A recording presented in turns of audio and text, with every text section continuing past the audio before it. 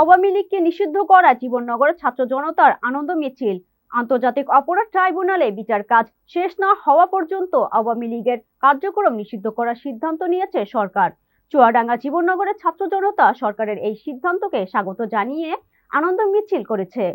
চুয়াডাঙ্গা জেলা প্রতিনিধি মুনাইম হোসেন আইটিভি বাংলাকে জানিয়েছেন, রবিবার মাগরিবের নামাজের পর জীবননগর মুক্ত মঞ্চ থেকে এই আনন্দ মিছিল বের করা হয়। মিছিলটি জীবননগর চ্যাংখালী ও হাসপাতাল সড়ক ঘুরে একই স্থানে এসে শেষ হয়।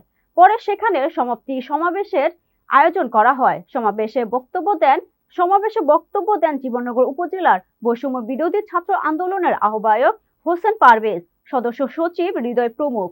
মিছিল ও সমাবেশে বিভিন্ন স্লোগানও দেওয়া হয়। সমাবেশে বক্তারা বলেন, আওয়ামী লীগের বাহিনীরা সোশ্যাল মিডিয়ায় বিভিন্ন রকমের স্ট্যাটাস দিচ্ছে।